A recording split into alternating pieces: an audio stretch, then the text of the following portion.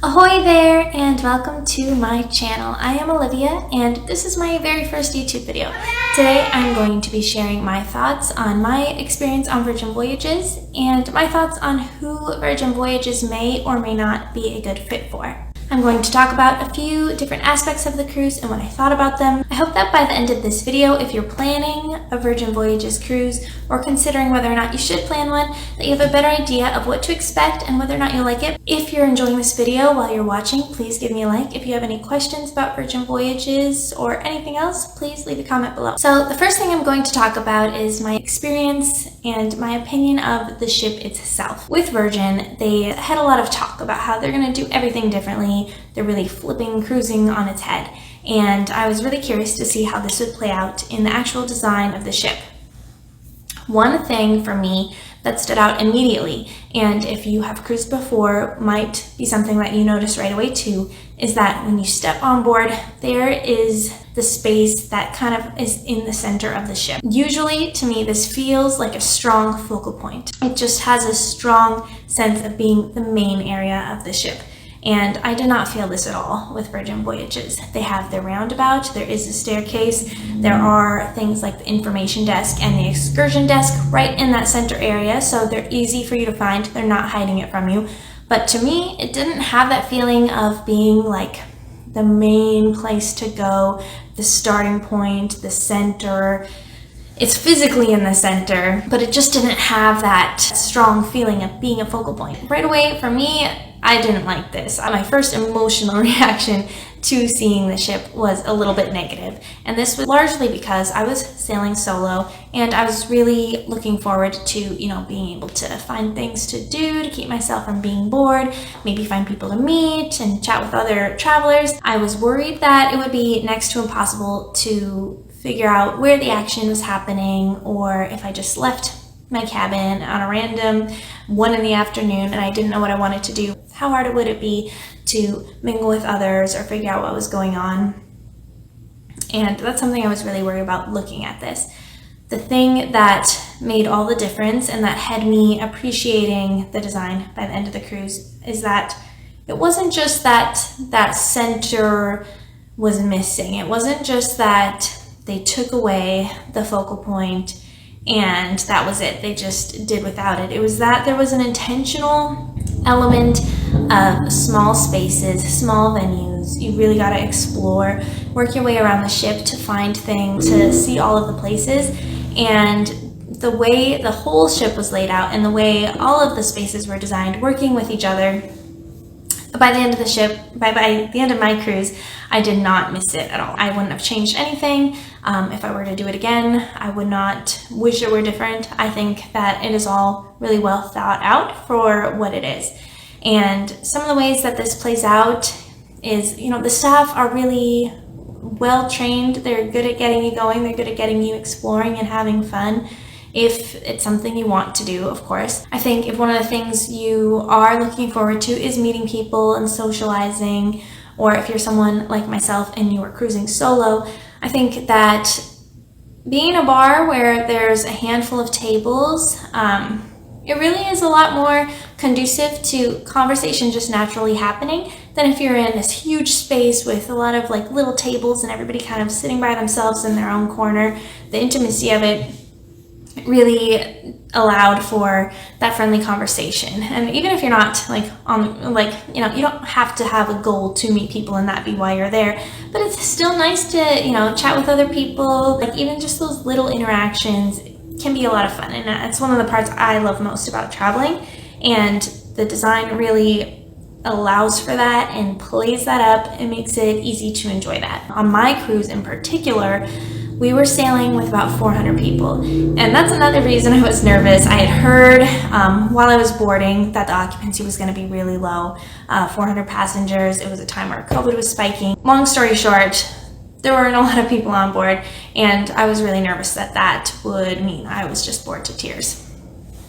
And I wasn't, and I'll get more into why when I talk about the other things. So one of the big sections that I'd like to talk about is the entertainment.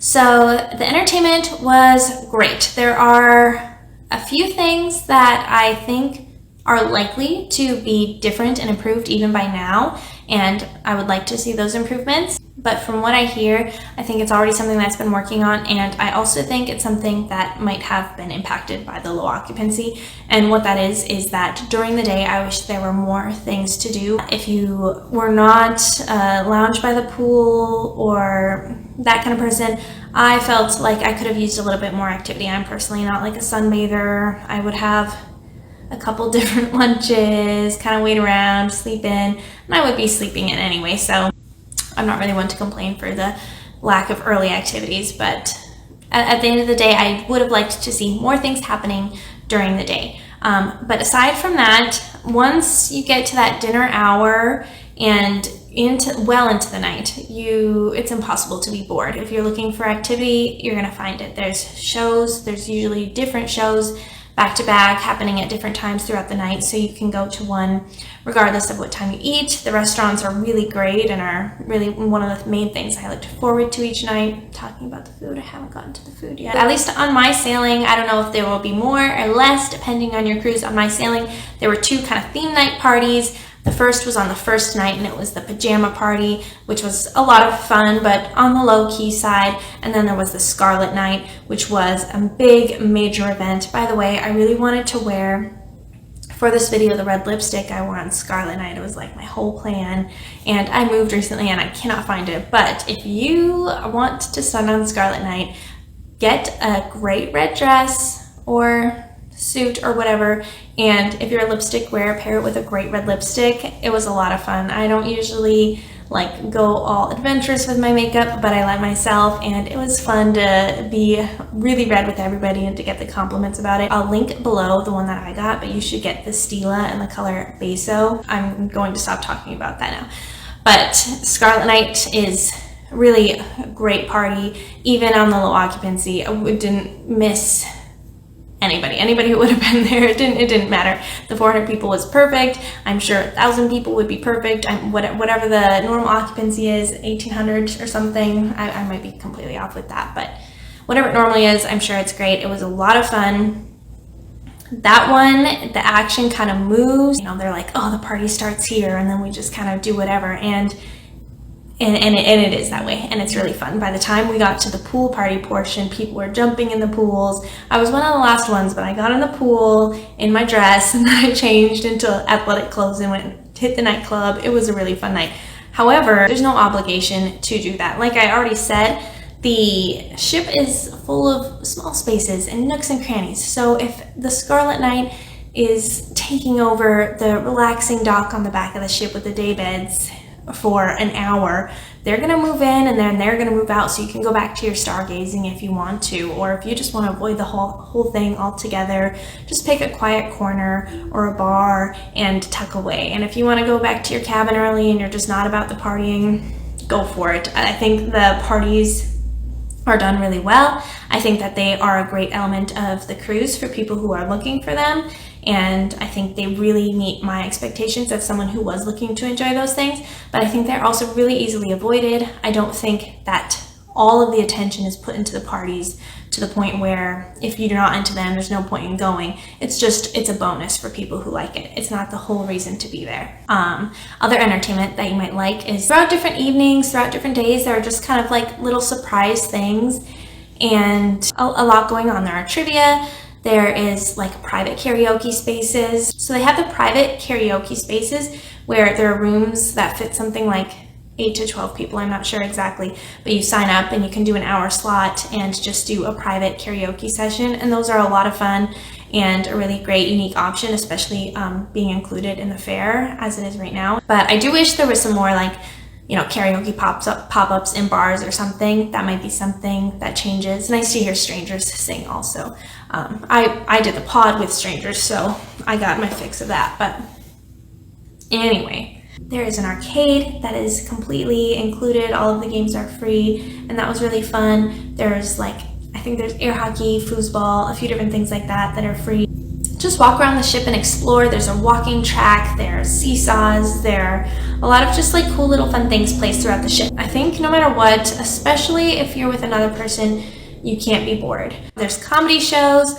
I know that a lot of the entertainment, like the specific bands and specific comics that were on board when I was on board, their contracts have finished and there are new things happening now. So I can't speak too much to the specifics of what you will experience whenever you are watching this, but it was really great. It was all good. I would have liked a little bit more live music, and I hope that's something that they incorporate. But the times that they did have it was really fun. The shows were really good. The comedy was one of my favorite parts, I think. And yeah, it was all great. I would just like to see a little bit more music. Would not hurt. As far as the adult theme, you're getting shows that are written for an adult audience. They're written for a Virgin Voyages customer. Your comedy acts are hired for an adult cruise. There's nothing that crosses a line into adult entertainment on board. That is not something that is going to be happening on this cruise line, but there are adult themes and innuendos, especially in, like, obviously in comedy. That's pretty standard. So don't take it too seriously, or do, I don't know, and probably shouldn't. My biggest tip with the entertainment is to chat with the crew. I can't remember what they're called, but there are certain people who are just there to entertain. Befriend them. If they come up to chat with you, befriend them. If you see them, go ask them questions. Be friendly, be chatty, be open to getting to know these people and participating in the things that they do, because they are really great at their jobs. And on top of that, there are a lot of surprise things that may happen on board, and the closer you are to the crew, the more they know your name, or they're comfortable talking to you, or they know that you're receptive to being interacted with, the more likely you are to get chosen for the activities. So for example, for me, there was a couple of different ones I got to participate in. I had made a friend on board. One day, it was like early afternoon, and somebody came up to me and they said, okay, tonight, meet me here at 7:30, bring your friend Sarah. And we did, and there was a fun, like, surprise event, and it wouldn't have happened if I had just been, you know, sticking to myself, not wanting to interact, afraid to open up. And I'm pretty shy, but they, you know, when they tried to talk to me, I made the effort to talk back and to try to interact despite that. And it paid off because I got to do some really fun things. You could probably find details about what some of the surprises are if you look for them. Don't look for them. Let them be surprises. Let them be fun. They may or may not happen to you. But if you want that to be a possibility, interact with those people. Heck, I think that's a lot of the irony in, you know, the adults only concept and the adults only cruises, that so much of it brings out that excitement and joy and the things that we haven't felt maybe very often since we were kids, right? Seesaws, fun surprises, little missions. So do be friendly, do interact, whether it's with your fellow guests or with the staff. You're gonna have a better time if you do. Moving on to the food. Now, the food is something that when I first heard about Virgin Voyages, when they first started advertising, first started putting out their, you know, messaging of, hey, this new thing is coming, adults only cruise, the parties and the fun and the food were two of the biggest things that they really played up. And I was really excited about the food part. I was excited, but I was cautiously optimistic because I frequently have traveled to different resorts, and I'm actually not a huge cruiser. I enjoy a good cruise, but it's not something I've done a ton. But with both of those things, especially the higher end or, you know, certain brands, a lot of them will really play up their food. They'll really talk about it. They'll talk about how good it is, how the Michelin star chefs they've brought in, all this stuff. And it's like, okay, well, that's great, but how is it actually going to taste when I'm on board? And a lot of the times it's okay to good. It's fine. Sometimes it's like really not good. Very rarely is it excellent. If I think about the resorts I've stayed at that had the best food, or the cruise I took that had the best food, I'm really thinking about like a handful of dishes that were really good among the rest of their pretty good food. But with Virgin Voyages, my honest opinion, based on how much they were talking it up, I truly think that they delivered on this. And I think that they not only did it differently and really changed the way dining occurs on a cruise ship, but I think it's actually also really good. So for casual eating, you have the galley, which has a lot of the eateries that are touted as independent eateries are in the galley, where they kind of share a large common seating area. I've seen people say, well, it's basically a buffet, but no, it's not basically a buffet. If I were going to compare it to anything, it's like a food court. It is a food court, essentially. It just has really unique and pretty good, not pretty good, the stuff I had was really good. This is the one I hate to talk about too much of it because I only ate there about twice and there are several different places, but everything I heard from others was good. I had the tacos. Oh, I just had the tacos twice. If I'm being honest, I just had the tacos twice and they were good. But there's like a panini shop and ramen and a lot of other things that I only heard good things about. At the time I was cruising, it was you sit down at a table, a waiter or waitress comes and takes your order, and the food is brought to you. It's not self-serve in any way. That may or may not change in the future, I'm not sure. But it's all made to order and it's all really great. There are a few throughout the ship in some of the casual eateries like the galley or in the pizza place, which is another really great casual option on board. There are like refrigerators that have some boxed and packaged ready to go options, maybe some sushi or sandwiches or something like that. And I think it's nice to have that. You know, if you're in a rush, you realize you have an excursion happening in 30 minutes and you haven't eaten, it's nice to have those options. But I really like that the vast majority of food is made to order. Beyond the galley and the pizza place, there's an ice cream shop. I am not usually a huge fan of ice cream, but the ice cream there was actually really good. I only tried it out of curiosity so I could say how it was. I would get it if I were again on board. The dock is it the dock or the dock house? I'm not gonna look it up right now. But at the back of the ship, there's a space, big open space, really cozy feel, lots of day beds, catch some sun, there's tables, look at the water as the ship cruises through the Caribbean or the Mediterranean or wherever you are, and they have casual food to order too. I really like they have like a steak kebab, a steak skewer there, and that was super good. And then the restaurants, so we'll call them, I don't know if they refer to them as specialty restaurants, but for the sake of this video, I will refer to them as specialty restaurants. You can eat at a different restaurant. I don't know how many there are. If you're on a longer cruise, maybe not every night. But you can eat at a different restaurant essentially every night, and every one has its own atmosphere, its own feel, its own type of cuisine, and they are all super, super great. My favorites, you know, I was gonna list my favorites, but most of them are my favorites. They were all really good. They all do dinner. Razzle Dazzle and The Wake also do brunch that you have to reserve, and you're gonna wanna reserve your dinners too. If you're in a normal room, a normal cabin, not a Rockstar cabin, that opens up for you 45 days before you sail. You're gonna wanna make your reservations. If you are in a Rockstar, I wanna say it's like 60 days before, but check with your travel agent or with Virgin Voyages. The restaurants are really great. The Wake, that's the steakhouse. It has a great romantic feel. If you have an anniversary or a birthday or something special happening while you're on board, you might want to try to schedule the Wake for that night because it just feels really classy, really nice. It's just got a great setting. I love the setting and the atmosphere in all of the restaurants, but that one is special. While I'm talking about the Wake, I'll use that as my example. Some select foods on board are extra charged. The vast majority of food is included. And I was a little bit worried about this. I was worried I would sit down, look at a menu, and my choices would be, you know, sirloin or salmon. And then if you want filet, ribeye, etc., it'll be extra, extra, extra. There was so much more that I expected included, and that was kind of every restaurant I felt that way. I never felt like the all food or all restaurants included thing was taken advantage of. I never felt like they overdid with charging on things at all. Even the drinks were all just really reasonable. A couple other standouts. The bacon at the Razzle Dazzle was a favorite among cruisers. The gnocchi at Extra Virgin was a favorite among cruisers. At Pink Agave, the Mexican restaurant, I really thought, I think there was like a tuna ceviche and that stands out. But really all of it was so good. It's so hard to pick favorites. Whenever I asked waiters for their recommendation, they always had great picks. The other one is it Gumbay? I'm actually not really sure how to pronounce it.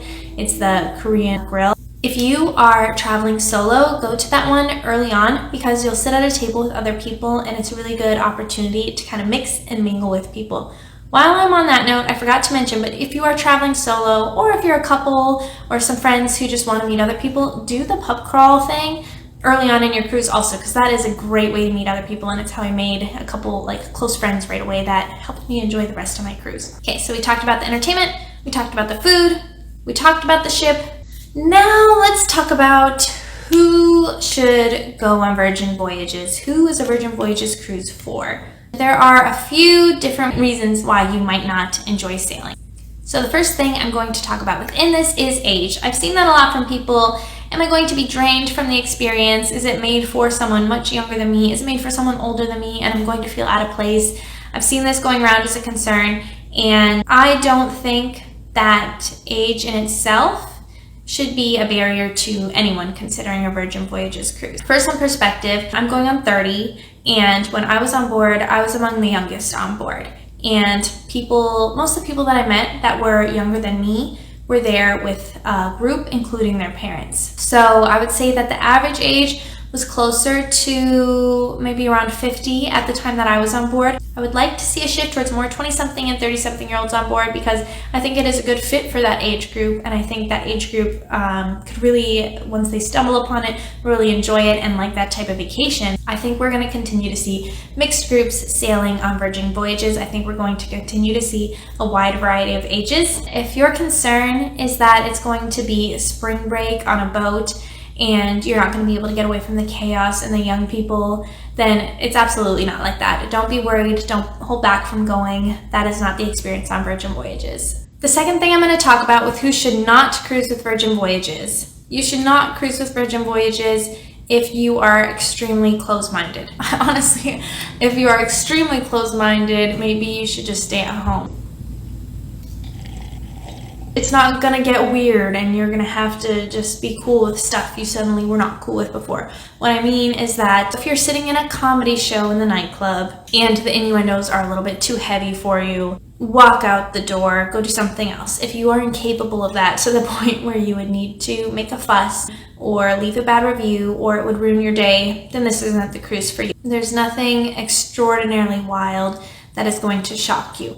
But if you have, if you're a little bit on the sensitive side or conservative side and you would be made highly uncomfortable by innuendo or things like that, then there might be situations in which you're uncomfortable. And if that's the case, as long as you have an attitude about it where you can walk out and go do something else, which is totally fine and totally acceptable, you can continue to enjoy your cruise, and I think you can enjoy Virgin Voyages, and I think it is the right cruise for you. The last person who might not be a good fit is somebody who is extremely into traditional cruising. And I mean extremely when I say extremely. If you are always sailed Royal Caribbean, but you kind of like the concept of Virgin and are curious, I really think you should try it. Worst case scenario, you have one great vacation, but it's not exactly what you want when you go on a cruise, so you go back to your normal cruise line. I think what'll happen a lot of the time is you'll find something new that you also really like, and you go on Virgin some of the time. I don't have details right now, but Virgin Voyages is rolling out a loyalty matching program. So if you have been loyal to a cruise line, but you don't want to lose your perks, that could be something to look into. Virgin Voyages is a cruise. It's through and through. It's a cruise ship. You're going on a cruise. It's still cruising, but they really kind of stripped away some of the decorations and traditions about it and did it their own way. If those traditions are what it's all about for you, then you might be better off sticking to what you know. I think other than that, if you like travel, but you think that your one brand is the way to travel, first of all, yeah, even if you did that with Virgin, if you sailed Virgin Voyages every time you went anywhere, I think you're closing a lot of doors for yourself and limiting yourself. I mean, there's so many different experiences to be had in the world, and how you see the world and experiences you have, even if you really like partying or you really like food or you really like everything Virgin offers as a package. There are many ways to experience that. By only ever doing the same thing, you are just limiting experiences that your life can hold. I think that if you're interested in it, if you want a vacation for the sake of vacationing, but that you're gonna have great food, you can kind of let loose, you can see some maybe bucket list destinations while you're at it, I think you're really going to enjoy this cruise. If you found this video helpful, please give me a like. If you have any questions about Virgin Voyages or travel or just want to say hi, please leave a comment. I would love to hear from you. If you enjoyed this and you would like to see more videos about travel, food, or other things that I happen to talk about, please subscribe. I will be posting weekly and would really like to have you join me. Lastly, if you are considering a Virgin Voyages cruise and would like my personal assistance planning that or another vacation, please visit my website in the description down below. Thank you for watching my very first video,